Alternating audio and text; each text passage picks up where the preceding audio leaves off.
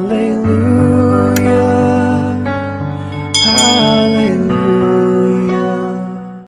మాట ఎంతో గొప్పది తండ్రి. నీ మాటను నమ్మి నీ మాట ప్రకారం బ్రతికిన వారు ఇంకా గొప్పగా బ్రతుకుదురు అని వాక్యం సెలవిస్తుంది తండ్రి. కాబట్టి ఈ యొక్క మొదటి ఆయన కార్యక్రమముగా ఈరోజు ప్రారంభించి ఉన్నాము తండ్రి. ప్రతి నెల కూడా క్రమముగా ఈ యొక్క కార్యక్రమం జరుగుటప్పుడు మరి ముఖ్యంగా ఇక్కడికి వచ్చి బిడ్డలు పాటలు పాడడానికి, ప్రార్థన చేయడానికి, వాక్యాన్ని చదవడానికి, వాక్యాన్ని ధ్యానించడానికి వారికి సమయాన్ని దయచేయమని, ఆత్మీయ విషయంలో ఉన్నతమైన స్థితికి ఎదుగులాగా ఎదిగే సహాయం దయచేయమని మా గొప్పలో రానియున్న యేసుక్రీస్తు వారి నామమున ఈ ప్రార్థన మనల్ని వేడుకొంచున్నాము తండ్రి. ఆమేన్, ఆమేన్. అందరికీ దేవుడు వచ్చిన గొప్ప అవకాశాలు బట్టి దేవునికి ఘనత మహిమ కలుగునుగాక. ఆమేన్. ప్రతి ఒక్కరు కూడా ఇక్కడ కూడి ఉన్న ప్రతి ఒక్కరు దేవుని సన్నిధిలో ఉన్న సంగతి ఏం చేసుకోవాలి? జ్ఞాపకం చేసుకోవాలి. ఒకసారి ప్రసంగి గ్రంథము 5వ అధ్యాయము, ప్రసంగి గ్రంథము 5వ అధ్యాయము 2వ వచనాన్ని ఒకసారి చదువుదాము. నీవు దేవుని సన్నిధిని అనాలోచనగా పలుకుటకు నీ హృదయము త్వరపడనీయక నీ నోటిని కాచుకోము. దేవుడు ఆకాశమందున్నాడు, నీవు భూమి మీద ఉన్నావు, కావున నీ మాటలు కొద్దిగా ఉండలేదు. అంటే దేవుని మందిరానికి వచ్చిన మనందరూ కూడా ఎలా ఉండాలట? జాగ్రత్తగా ఉండాలి.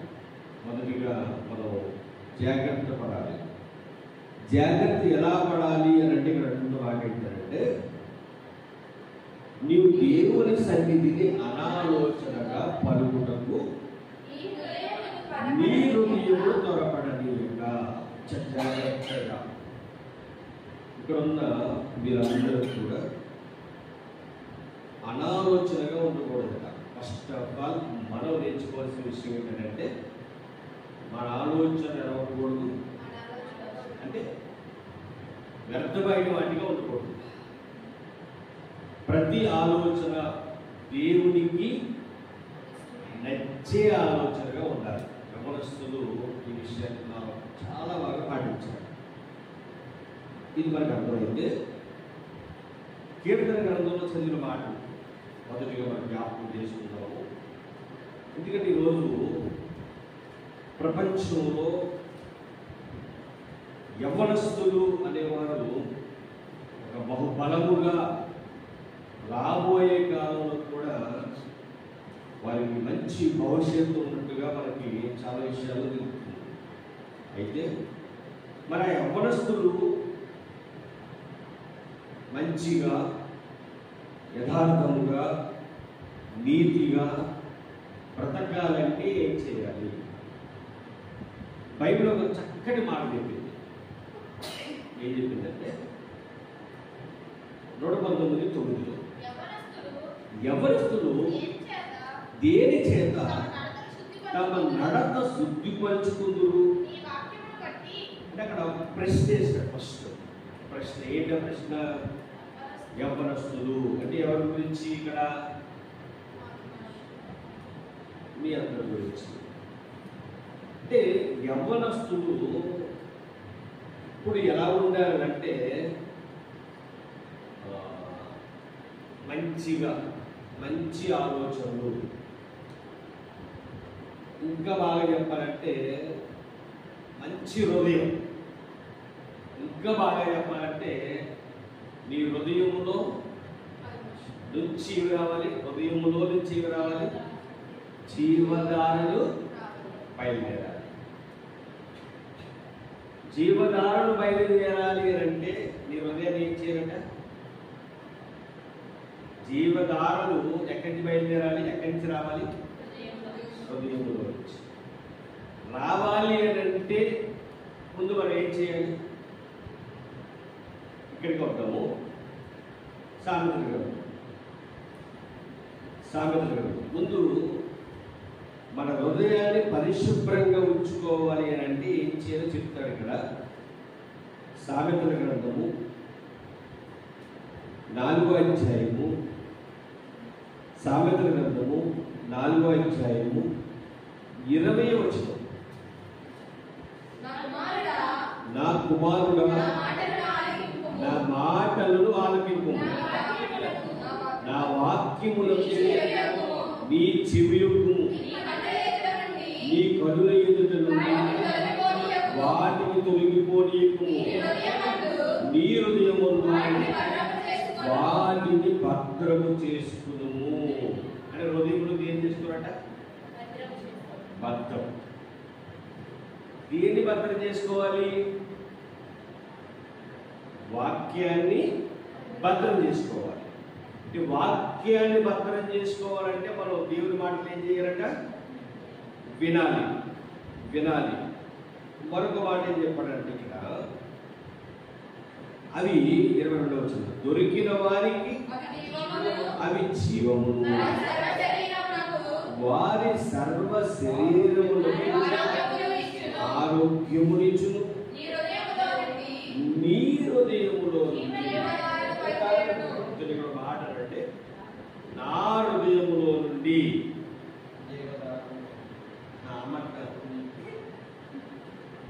మీరందరూ ఏం చెప్పాలంటే నా హృదయములో నుండి జీవధారలు బయలుదేరును. కాబట్టి అన్నిటికంటే ముఖ్యముగా నా హృదయమును భద్రముగా కాపాడుకుందును. ఇప్పుడు మన హృదయంలో వాక్యం ఉండాలన్నా, జీవధారలు బయలుదేరాలన్నా మన హృదయాన్ని ఏం చేసుకోవాలట? భద్రముగా కాపాడుకోవాలి. మనకు చాలా ఆలోచనలు వస్తాయి. ఇప్పుడు మీకు బాగా వచ్చే ఆలోచనలు ఏంటంటే, మీరు బాగా దేనికి ఇష్టపడతారంటే, అనొచ్చా అనకూడదంటే మీ అందరికీ తెలిసింది కాబట్టి అనొచ్చు. సెల్ ఫోన్ చూడడానికి ఏమవుతారు? ఇష్టపడతారు. అంటే ఇక్కడ ఎవరు ఇష్టపడ్డారు కాదు, అందరూ ఇష్టపడతారు. దాన్ని ఏమీ తక్కువేం చెప్పట్లేదు. కానీ ఓకే, ఇష్టపడేదాన్ని ఒకసారి మనం ఆలోచించినప్పుడు కొంతమంది దాన్ని ఏదో సరదాగా తీసుకుని వదిలేస్తూ ఉంటారు. మరి కొంతమంది దాన్ని ఏం చేస్తారట? అదే ఇంకా బ్రతుకు అన్నట్టుగా వ్యవస్థలు మీరే కాదు, కానీ లోకంలో చాలా మంది అదే నాకు అవసరం అన్నట్టుగా దాని మీదే ఉండేవాళ్ళు కూడా చాలా మంది ఉంటూ ఉంటారు. అయితే ఇక్కడ మనతో దేవుడు మాట్లాడుతున్న మాట ఏంటంటే, యవ్వనస్తులతో ముఖ్యంగా మాట్లాడుతున్న మాట ఏంటంటే, మీకుంటాయి సరదాలు ఉంటాయి, మీకు ఇలా ఉండాలని ఆలోచనలు ఉంటాయి, అంటే మీ సొంత నిర్ణయాలు మీకు ఉంటాయి. కాదని దేవుడు కూడా చెప్పట్లేదు. కానీ మీరేం చేసుకోవాలి? మీ హృదయాన్ని భద్రపరచుకోవాలి. మన కళ్ళ ముందు చాలా కనిపిస్తాయి. ఎందుకంటే మనం ఒకవేళ చూడకూడదు అని అనుకున్నా కూడా అది కనిపిస్తూ ఉన్నప్పుడు మనం ఏం చేయలేము. అయినా ఆ కళ్ళకి కనిపించిన వాటిని మనము మనసులోనికి లేకుండా కాపాడుకోవడానికి దేవుడు మంచి వాక్యాలు మనకి ఇస్తున్నాడు. ఇక్కడ యవ్వనస్తులు దీన్ని ఎలా మనం ఆత్మీయంగా పెంచుకోవాలి? ఎందుకంటే మనం లోకంలో బతుకుతున్నాం, అడవిలో బతకట్లే. ఎక్కడో అడవిలో ఎవరు ఉండరు, ఏముంటాయి? జంతువులు ఉంటాయి, చెట్లు ఉంటాయి, ఇంకా ప్రకృతి బాగా ఆస్వాదించవచ్చు అక్కడ. కానీ మనం బ్రతికేది మనుషుల మధ్య. ఇక్కడ ఒక్కొక్క మనిషి ఒకలా ఉంటాడు, ఒక్కొక్కరు ఆలోచన ఒక్కొక్కలా ఉంటుంది. అయితే ఎవరి ఆలోచన ఎలా ఉన్నప్పటికీ కూడా నీవు నీ యవ్వనాన్ని ఏం చేయాలట? కాపాడుకోవాలి. ఎలా కాపాడుకోవాలంటే, ఉదాహరణ అందరికి తామర పువ్వు తెలుసు కదా, తామర పువ్వు, ఓకేనా? తామర పువ్వు, ఆ తామర పువ్వు ఎక్కడ ఉంటుంది? బురదలో ఉంటుంది. ఆ బురదలో వచ్చిన తామర పువ్వును మనం చూసినప్పుడు అది తెప్పి కూడా తీసుకొచ్చిన తర్వాత ఆ తామర పువ్వు మీద బురద ఏమైనా ఉంటుందా? ఏమవుతుంది? మరి బురద నుంచి వచ్చింది కదా. అంటే బురద నుంచి వచ్చినా కూడా ఆ తామర పువ్వుకి బురద అంటుకోకుండా అది ఎలాగైతే మనకు కనిపిస్తుందో, అది ఎలాగైతే ఉంటుందో, మనలో కూడా దేవుడు ఏమంటున్నాడంటే, నీ చుట్టూ చాలా చెడ్డ ఉంటాయి, నీ చుట్టూ చాలా మంది చెడిపోయిన వారు కూడా ఉంటారు. ఇంకా బాగా చెప్పాలంటే నీ ఆలోచన చెడగొట్టే వారు కూడా ఉంటారు. మంచిగా ఆలోచించే వారు ఉంటారు, అలాగే చెడుగా ఆలోచించే వారు కూడా ఉంటారు. మంచి ఉన్న దగ్గర చెడు ఉంటుంది, చెడు ఉన్న దగ్గర మంచి ఉంటుంది. అంటే రెండు ఎలా ఉంటాయంటే కలిసి ఉన్నట్టుగా ఉంటాయి, కానీ ఒకదానికొకటి పడదు. వెలుగంటే దానికి పర్యాపదం వస్తుంది చీకటి. చీకటి ఉంటే చీకటి అంటే వెలుగు. కానీ వెలుగు చీకటి అంటాము, వెలుగు చీకటి కలిగి ఉంటాయా? ఇక్కడ లైట్లు ఉన్నాయి కాబట్టి వెలుగు ఉంది. ఈ లైట్లన్నీ ఆరిపేస్తే చీకటి ఉంటుంది. అంటే ఏదో ఒకటే ఉండాలి, రెండు కలిసి ఉన్నట్టు ఉంటాయి. మంచి చెడు కూడా కలిసి ఉన్నట్టుంటాయి, కానీ అవి ఒకదానికొకటి పడవు. కాబట్టి నీవు తామరకు ఎలాగైతే ఆ బురదలోంచి వచ్చినప్పటికీ కూడా బురద అంటుకోకుండా తనను తాను ఎలాగైతే కాపాడుకుంటుందో, మీరు కూడా యవ్వనస్తులు అందరూ కూడా, లోకం అనేది చెడిపోయింది. మీరు కాలేజీకి వెళ్తూ ఉంటారు, కాలేజీలో అందరూ మంచిగా ఉంటారా? మంచిగా మాట్లాడుతూ నిన్ను బాధ పెట్టడానికి చూసే వాళ్ళు కూడా ఉంటుంది. బాగా దగ్గర అయిన తర్వాత కూడా ముంచేసే వాళ్ళు ఉంటారు. కానీ అలాగని ఎవరిని మనం ద్వేషించకూడదు, అలాగని ఎవరి మీద మన కోపము చూపించకూడదు. నీ యుక్తితో, నీ జ్ఞానంతో, నీ తెలివితేటలతో ఎవరితో ఎలా ఉండాలి, ఎక్కడ ఎలా మనం బ్రతకాలి అని ఆలోచన మనకు రావాలి. ఈ ఆలోచన రావాలి అంటే మనం నమ్ముకున్న మన దేవుడు మనతో మాట్లాడుతున్న మాట ఏంటంటే, నీ హృదయంలో వాక్యాన్ని ఏం చేయాలట? భద్రం చేసుకోవాలి. గమనస్తులు కొంతమంది పనికి వెళ్ళే వాళ్ళు, చదువుకునే వాళ్ళు, ఇప్పుడు జాబ్ చేసిన వాళ్ళు చాలా మంది ఉన్నారు. అంటే వాళ్ళు చదువుకి వెళ్తున్నారు కాబట్టి అందరూ మంచి వాళ్ళే ఉంటారనంటే చెప్పలేదు. జాబ్కి వెళ్తున్నారు కదా అందరూ మంచి వాళ్ళే ఉంటారనుకుంటే చెప్పలేదు. అలాగే పనికి వెళ్తున్నారు కదా అందరూ మంచి వాళ్ళే ఉంటారంటే చెప్పలేదు. అలాగని వారు చెడ్డవారు కూడా కాదు. కానీ మనం మన హృదయాన్ని కాపాడుకోవాలి. మనము దేవునికి ఇష్టలుగా బ్రతకాలి. ఏ ఒక్కరి మీద ఎలాంటి తప్పు మోపే హక్కు దేవుడు మనకి ఇవ్వలేదు. ఇది మటుకు యవ్వనస్తులుగా మనం గుర్తుపెట్టుకోవాలి. మీరు ముఖ్యంగా గుర్తుపెట్టుకోవాలి. ఎందుకంటే మీరు యవ్వన కాలంలో ఉన్నారు. మీ యవ్వనం దేవునికి చాలా ఇష్టం. ఒక మాట బైబిల్లో రాయబడి ఉంటుంది, యవ్వన కాలములు కాడి మోయుట నరునికి మేలు. ఈ యవ్వన కాలంలోనే మీరు దేవునికి కావాలి, దెయ్యానికి కావాలి. ఎందుకు? మీరు బలంగా ఉంటారు కాబట్టి. మీరు ఏదైనా అనుకుంటే సాధించగలరు. అవునా చెప్పండి. ఇప్పుడు సుమారుగా మాకు 20-22 సంవత్సరాలు ఉన్నప్పుడు మేము కూడా అనుకుంటే సాధించగలం అనే గొప్ప ధైర్యం ఉండేది. ఆ ధైర్యం మామూలు కాదు.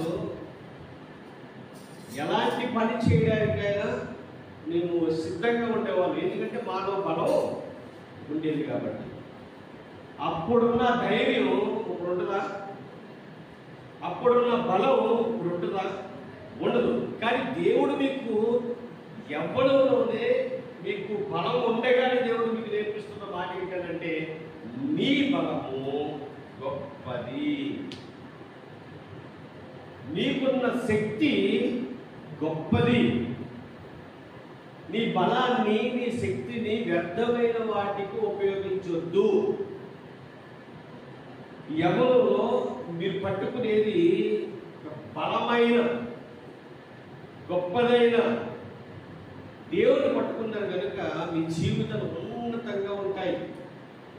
ఒక విషయం క్లారిటీగా ఒక విషయం చెప్పాలనుకుంటున్నాను. ఒక విషయం ఏంటంటే, మీ జీవితాల్లో మీరు ఉన్నతమైన స్థితిలో ఉండాలి అని ఎవరు కోరుకుంటారు చెప్పండి?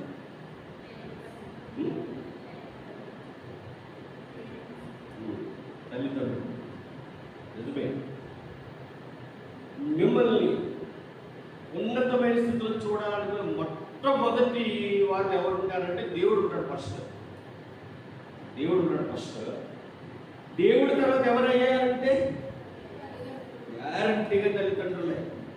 ఫ్రెండ్సా ఉంటారు.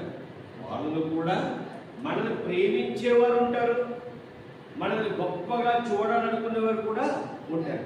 వాళ్ళకంటే ఎక్కువగా ఉండేది ఎవరంటే తల్లిదండ్రులు.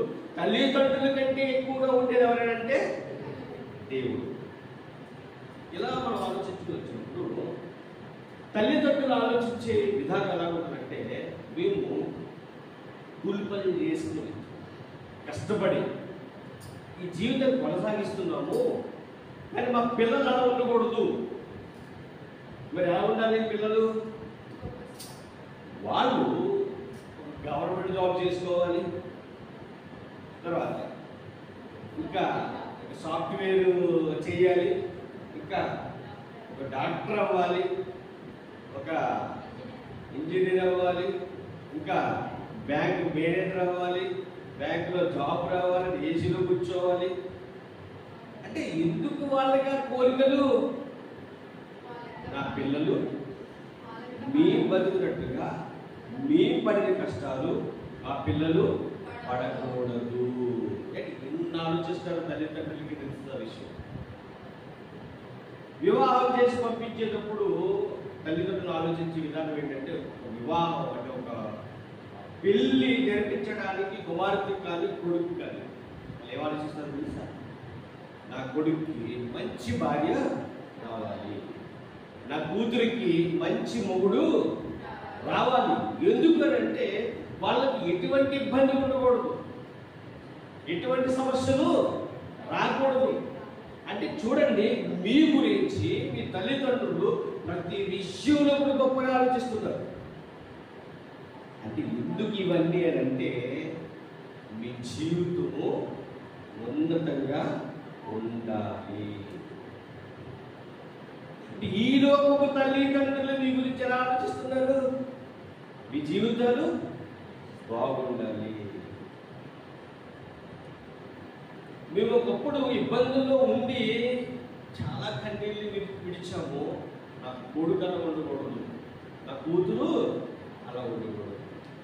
మేము పడిన బాధ వాళ్ళు పడకూడదు కాబట్టి వాళ్ళకు మంచి అయ్యి చేతిలో పెట్టాలి.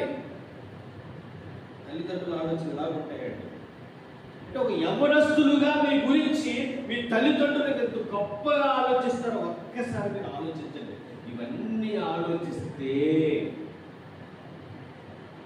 మీ జీవితాన్ని మీరు ఎలా కాపాడుకోవాలో మీకు అర్థమవుతుంది.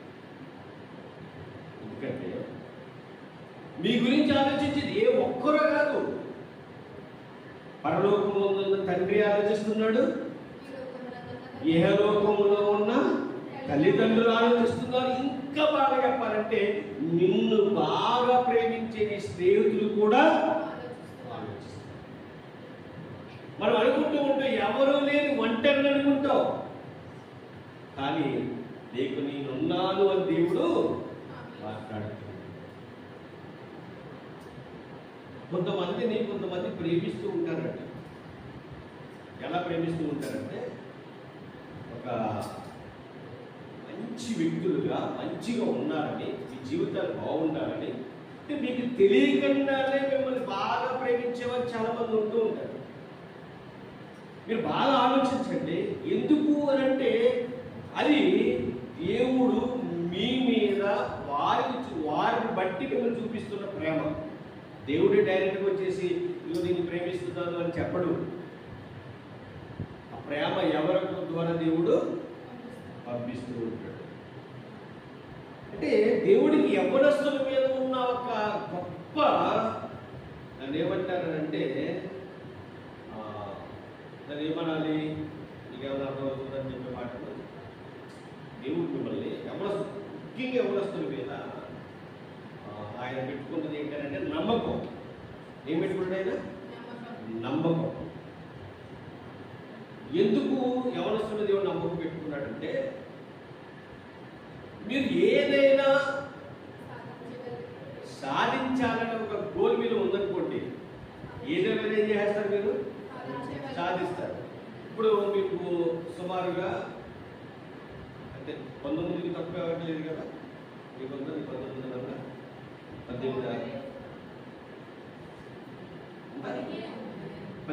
ఓకే 15 సంవత్సరాల నుంచి ఓకే 26 సంవత్సరాలలోపు ఉన్న వాళ్ళందరికీ ఉన్నారు, రైట్. ఇప్పుడు మీకున్న బలము ఒక 40 సంవత్సరాలు వచ్చిందని ఉంటుందా? ఒకసారిగా పరిగెత్తగలరా? ఇప్పుడు చూస్తుంటే పొద్దునే బస్సులో ఎలా పరిగెడతారు? యవ్వనంలో అంటే ఈ వయసులో ఏ పనైనా చేయగలరు, ఏదైనా సాధించగలరు, ఏదైనా మీరు చెయ్యాలనే ఒక పట్టుదల మీలో ఉంటుంది. కాబట్టి దేవుడికి చాలా ఇష్టం. మీ ద్వారా అనేక మందికి ఏం చేయించాలనుకున్నారు చెప్పంటారా? చీకటిలో ఉన్న వారిని వెలుగులోనికి తీసుకురావడానికి బలమైన వారు కావాలి. బలం అంటే మీరు ఈ బలం అనుకుంటున్నారేమో, ఆత్మీయ బలం మీకు కావాలి. ఎలా లాక్కు రావాలంటే యవ్వనస్తులు బాగా గమనిస్తుందా కదా. యవ్వనస్తులు ఎలా ఉండాలంటే చాలా మంది చీకటిలో ఉన్నారని చెప్పారు కదా, వాళ్ళు ఎలా తీసుకురావాలి వెలుగులో కంటే అగ్నిలో నుంచి లాగినట్టుగా. సరే మాట చూద్దామా? యోధా పత్రిక చివరికి వచ్చేది ప్రకటన గ్రంథం ముందు చూడండి ఒకసారి. యోధా రాసిన పత్రిక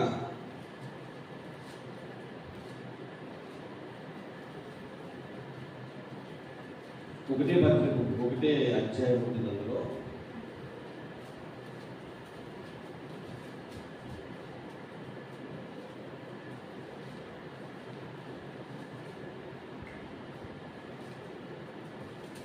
అధ్యాయంలో అగ్నిలోంచి లాగినట్లుగా అని మాట రాయబడి ఉంటుంది. చూడండి ఒకసారి 22వ వచనం.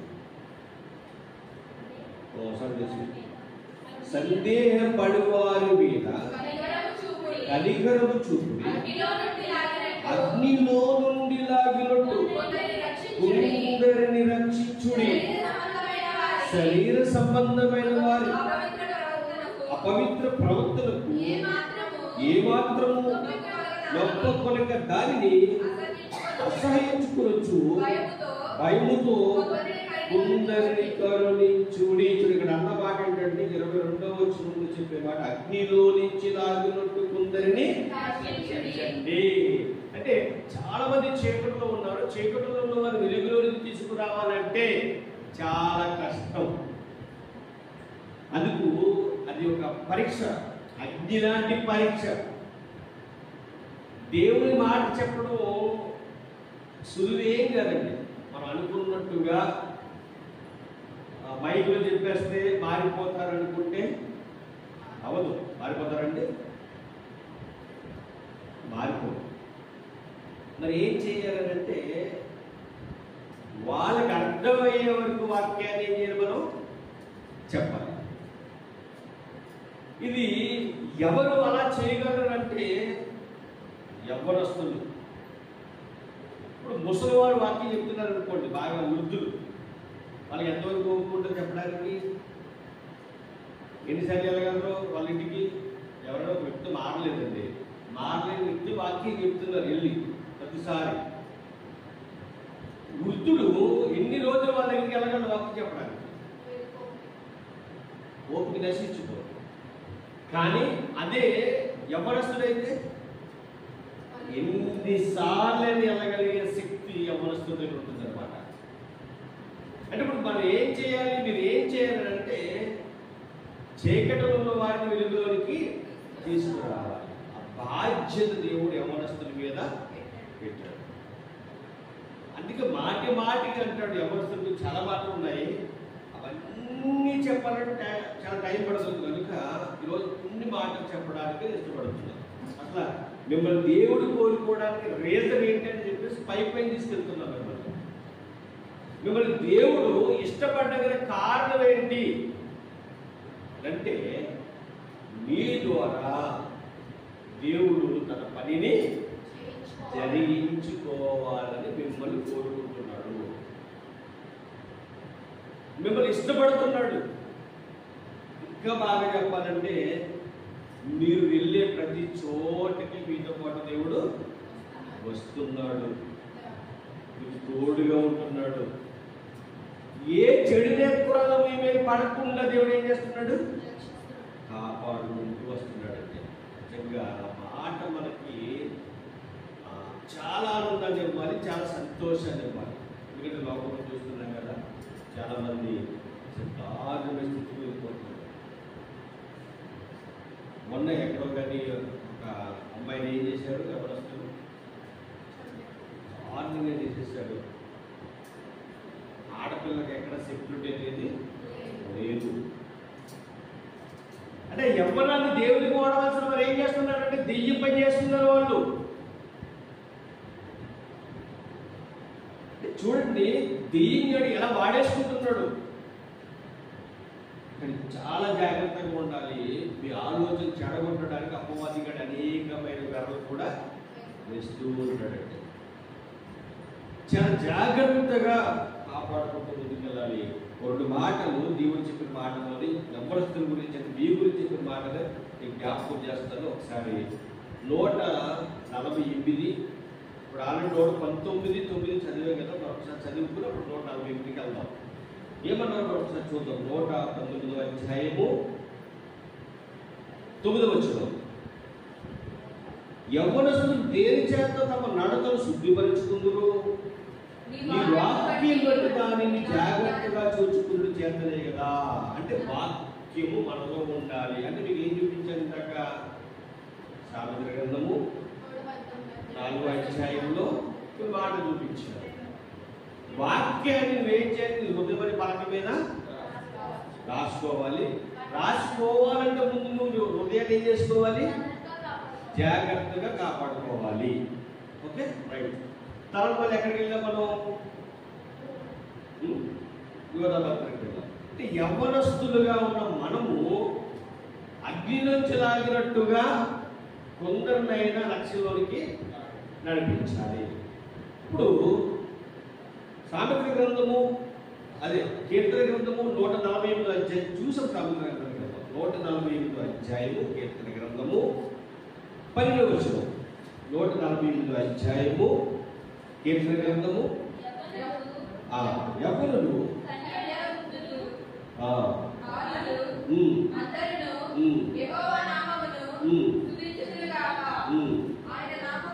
ఆయన నామము మహోన్నతమైన నామము, ఆయన ప్రభావము భూమి ఆకాశములకు పైగా నున్నది. 10వ వచనం చదువుదాం ఒకసారి.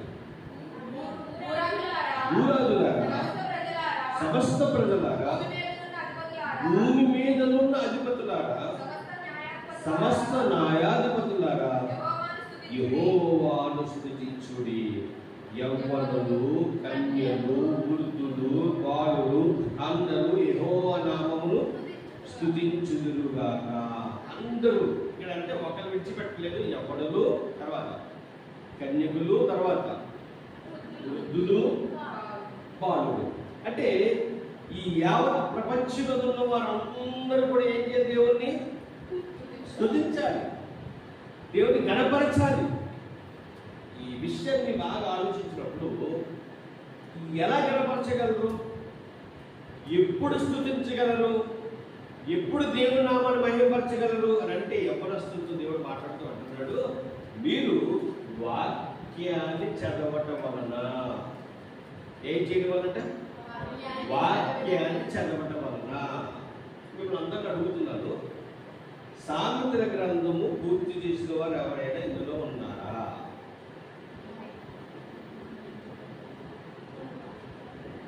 సామెతల గ్రంథము మొదటి నుంచి చివరి వరకు చదివిన వారు ఎవరైనా ఉన్నారా?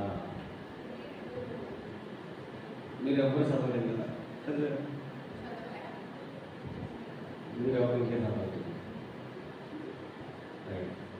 వచ్చే నెల 27వ తారీఖుకి మళ్ళా మనం ఏం చేస్తాము? ఉంది కదా, సమావేశం ఉంది కదా. అప్పటికి ఏం చేయాలి? సామెతల గ్రంథం పూర్తి చేయాలి. పుష్టి పండుగలకి ఫోన్ చేసి అడుగుతాం అనుకోండి, కానీ కలవరందరూ ఉంటారు ఇక్కడ, ఉంటారుగా. రైట్. మరి నిన్ను వదిలేదు లేదు, నువ్వు చదవాలి. అప్పటికి ఎందుకు చదవాలంటున్నానంటే ఆ పాయింట్ కూడా చూపిస్తాను మీకు. సామెతల గ్రంథం రెండు ఒకసారి, సామెతల గ్రంథం రెండు ఒకసారి, మొదటి అధ్యాయం. సామెతల గ్రంథం మొదటి అధ్యాయము 4వ వచనం. ఎవరికంట? ఎవరికి? జ్ఞానము లేని వారికి బుద్ధి కలిగించుటకు యవ్వనులకు తెలివియు వివేచనయు పుట్టించుటకును తగిన సామెతలు. అంటే సామెతల గ్రంథంలో ఉన్న సారాంశం అంతగా రాశాడు. ఏమని రాశాడు? జ్ఞానం లేని వారికి ఏమి ఇస్తాడట? బుద్ధి కలిగిస్తాడు. జ్ఞానం అనగా ఏంటి? వాక్యమే జ్ఞానము. మరొకటి ఏంటంటే వాక్యాన్ని ఎలా చదవాలో అనే జ్ఞానం కూడా మనకు కావాలి. ఓకేనా? ఇప్పుడు ఎప్పుడైతే మీరు సామెతల గ్రంథం చదవడం మొదలు పెట్టారో దేవుడు ఆటోమేటిక్గా మీకు ఏమిస్తాడట? జ్ఞానం ఇస్తాడు, తెలివిస్తాడు, ఇంకా బాగా చెప్పాలంటే బుద్ధిస్తాడు. ఇప్పుడు సతీష్ 10th క్లాసులో బాగా భాష చదువుతున్నాడు. ఓకే, బాగా చదువుతున్నాడు. దేనికి బాగా చదువుతున్నాడు? 10th క్లాస్లో ఫస్ట్ తర్వాత కానీ మొత్తం పాస్ అవ్వాలి అంటే ఒక పట్టుదల ఉంది కదా. ఇప్పుడు సుదీర్ఘ పరీక్షలు జరుగుతున్నాయి. నైట్ 3 అయితే కానీ పడుకోడు, లేకపోతే 3 గంటల వరకు పడుకొని 3 గంటల గంటలు లెగుతాడు. మొత్తం మీద ఏదో ఏం చేస్తున్నాడు? చదువుతున్నాడు. ఎందుకు చదువుతున్నాడు కదా? రైట్. ఇప్పుడు రేపు పొద్దున కూడా సోమి అయినా అలాగే చదవాలి, జ్యోతి అయినా అలాగే చదవాలి, సింధు అయినా అలాగే చదవాలి, విజయ్ అయినా అలాగే చదవాలి. తన కుటుంబాన్ని కాపాడుకోవడానికి వాణి అయినా అలాగే కాపాడుకోవడానికి బైబిల్ చదువుతుంది. ఇప్పుడు మన మధ్యలో ఉన్న మన రవి యవ్వనస్తుడు ఆస్తులో ఉన్న కారణం ఏంటంటే కష్టపడుతున్నాడు. ఉదయాన్నే లేవాలిగా. నేను ఎందుకు ఈ విషయం జ్ఞాపకం చేస్తున్నానంటే, అంటే మన జీవితంలో ఏదో ఒకటి సాధించాలని గోల్ ఇక్కడ అందరికీ ఉంది. ఇప్పుడు గోల్ వచ్చి ఎక్కడికైనా పాసినట్టు కదంటే మీరు అన్నీ వెళ్ళిపోవాలి. ఎవడు వాడు? కారణం ఏంటి? అది వృత్తి. ఆ వృత్తిలో కష్టపడి చదవడానికి ఎంత కష్టపడాలో పని చేయడానికి కూడా కష్టపడాలి. అంటే ఇక్కడ మీ అందరూ మీ పనులు చేసుకుంటూ ఏం చేయాలి? దేవుడు చెప్పిన పని కూడా చేయాలి. ఇప్పుడు ఎందుకు సతీష్ ఇంతలా చదువుతున్నాడు అంటే కష్టపడి బాగా సంపాదించడానికి, అదే బాగా పాస్ అవ్వడానికి. నేను అంటాను, ఈ చదువు అనేది లేదా యొక్క వృత్తి అనేది ఈ భూమి మీద మన కుటుంబాన్ని మనం పోషించుకోవడానికి. కానీ ఈ భూమి శాశ్వతం అంటే కాదు. ఈ భూమి మీద కోరి మనం శాశ్వతం అంటే కాదు. మరి ఏది శాశ్వతం అయ్యారంటే పరలోకం. పరలోకం వెళ్ళడానికి ఈ భూమి మీద బతకడానికి ఎంత కష్టపడుతుంది కదండి, ఇంతగా చదువుతుంది కదండి, పరీక్షలు వస్తున్నాయంటే సోమి అంటది ప్రార్థన చేయండి. మరి ధైర్యం, నీ చదువుకున్న చదువు మంచి మార్కులు వస్తే ఆనందం. నా తల్లిదండ్రులు ఆనందపడతారు, రేపు పొద్దున భవిష్యత్తు కూడా బాగుంటుంది. అంటే ఎవరైనా ఇప్పుడు వాళ్ళు ఎవరైనా మంచిగా పాస్ అవుతే మీకు ఏదైతే రావాలో జాబ్ సులువుగా వస్తుంది. అంతే కదా, అంతే చదివేది అంతే కదా, రైట్. అంటే ఈ భూమి మీద బ్రతకడానికి ఎంత కష్టపడుతున్నాం, మరి శాశ్వతం ఉండే పరలోకానికి వెళ్ళడానికి సులువు వచ్చేస్తుంది చెప్పండి? ఎంతో కష్టపడాలి. ఆ కష్టంలో మనకి నిందలు రావచ్చు, అవమానాలు రావచ్చు, ఇబ్బందులు రావచ్చు, ఇరుకులు రావచ్చు, ఏమైనా రావచ్చు. కానీ నీ యవ్వనాన్ని ఏం చేయకూడదట? పోనివ్వకండి. మీ గురించి చెప్పాను నిజం.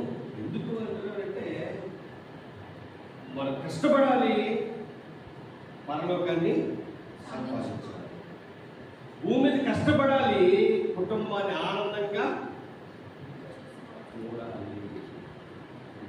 మీరు కష్టపడే దాని గురించే మా తల్లిదండ్రులు మీరందరూ ఇక్కడ మీరందరూ కూడా, నా తల్లి లేదా నా తండ్రి నన్ను చూసి ఆనందపడాలి అని చదివినా లేకపోతే మీరు ఏ పని చేసినా, మీరు ఎక్కడుండి ఎన్ని బాధలు పడినా వారికి తెలియకుండా మీరు బ్రతకడానికి కారణం ఏంటంటే నా తల్లిదండ్రులు ఆనందపడాలి, నా తల్లిదండ్రులు సంతోషించాలి అన్న ఒక కారణం మనకు ముందుకు నడిపిస్తుంది. అదే ప్రేమ మనల్ని ప్రేమించే తండ్రి మీద కూడా మనకు ఉండాలంటుందండి. మనం పుట్టించిన తండ్రి మీద కూడా మనకు ఆ ప్రేమ ఉండాలి. ఆ ప్రేమను మనం నిలబెట్టుకోవాలి. తండ్రి ఆనందపడే పని మనం చెయ్యాలి. చెయ్యాలి అంటే ముఖ్యంగా మీరు పదే పదే ఆలోచించవలసింది ఏంటంటే, ఈయన యవ్వనం, ఈయన ఆయుష్ ఎవరిచ్చారు? మీకు దేవుడిచ్చాడు. కాబట్టి ఈ శరీరాన్ని నా దేవుడి కొరకే నేను వాడాలి. నేను బ్రతికిన దినములన్నీ కూడా నా దేవుని నామానికి మహిమ రావాలి. బాగా చదివితే మీ తల్లిదండ్రులు ఆనందపడతారు. మంచిగా బ్రతికితే తల్లిదండ్రులు ఆనందపడతారు. మీరు ఆత్మీయ జీవితంలో గొప్పగా బ్రతికితే తల్లిదండ్రులు ఒకవేళ ఆత్మీయ జీవితంలో గొప్పగా ఉన్న లేకపోయినా బాగా చదివితే ఆనందపడతారు. కానీ దేవుడు ఆనందపడాలి అంటే మీరు ఎందులో గొప్పగా ఉండాలి? ఆత్మీయ జీవితంలో గొప్పగా ఉంటే పరలోకమందున్న తండ్రి ఆనందపడతాడు. ఈరోజు చెప్పిన విషయాలన్నీ కూడా పై విషయాలు. ఇంకా చాలా లోతుగా దేవుడి యొక్క మాటలు మనం నేర్చుకోవడానికి మీరు సిద్ధపడండి. ప్రతి నెల 27వ తారీఖున. ఈ సందర్భంగా మళ్ళీ మీకు తెలియజేసే విషయం ఏంటంటే, మన ఉపవాస ప్రార్థనలు ఏ రోజండి? ఇప్పటి నుంచి 11, 12, 11 కదా. మీరు పిల్లలు ఏ పని ఉన్నా మీరు ఆ 3 రోజులు ఏం పెట్టాలి? హాలిడే, లీవ్ పెట్టాలి. ఆ 3 రోజులు సెలవు పెట్టాలి. అలాగంటే మీ పరిసరం లేదు, నీకు ఏం లేదు కదా. వెరీ గుడ్, మంచి బాగా పెట్టారు.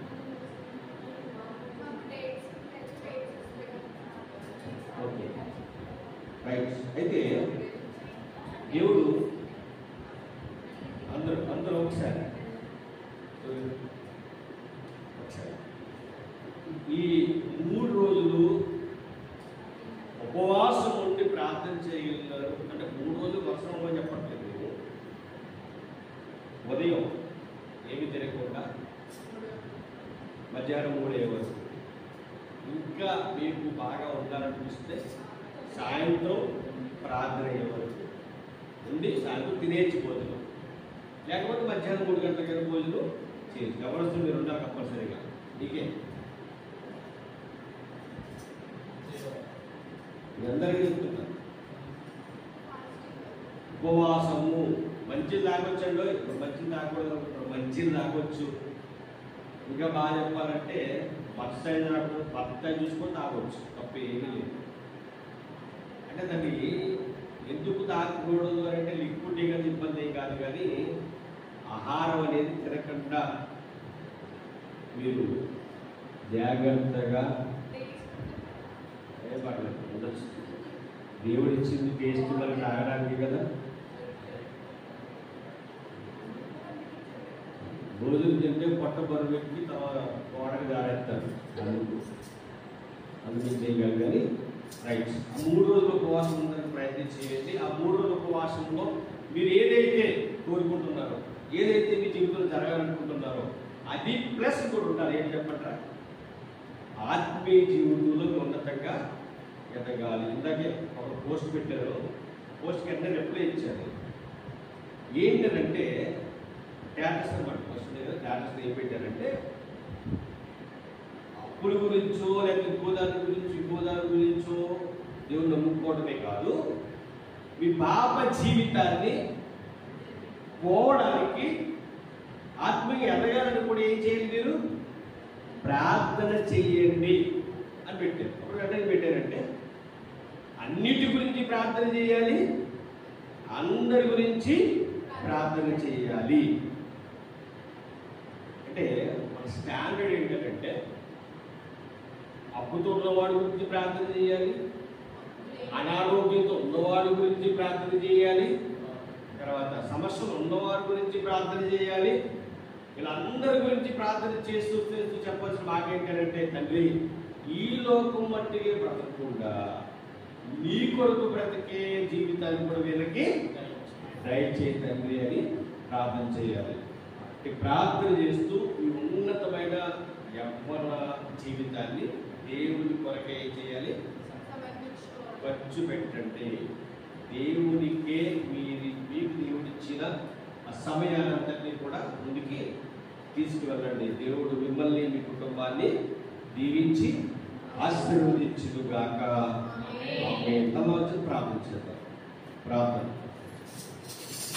పరలోకమందున్న మా కన్న తండ్రి, ఈ పరిశుద్ధమైన శ్రేష్టమైన ఘనమైన నామమును స్తుతులు స్తోత్రములు తండ్రి.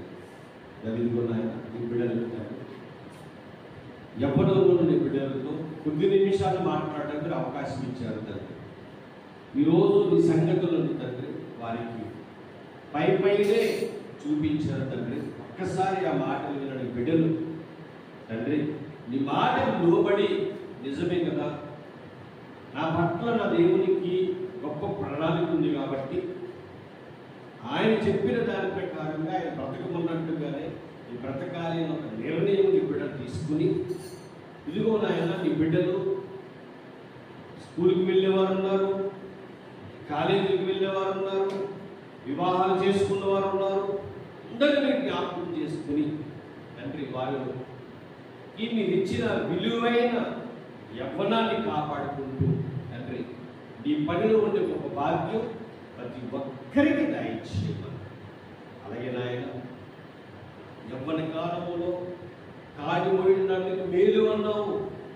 ఈ యవ్వన కాలంలో తండ్రి ఈ పిల్లలు కాడి మోయడానికి తెచ్చి మీరే సహాయం దయచేయమని మా కొడుకులో రాని యేసుక్రీస్తు వారి నామమున ఈ ప్రార్థన మనవరికి వేడుకొచ్చున్నాము తండ్రి. ఆమేన్. తండ్రి దేవుని ప్రేమయు కుమారుడైన యేసుక్రీస్తు ప్రభువారి కృపయు పరిశుద్ధాత్మల సహవాసము ఎప్పుడును ఎల్లప్పుడూ సదాకాలము తోడై నడిపించుగాక. ఆమేన్. ఆమేన్.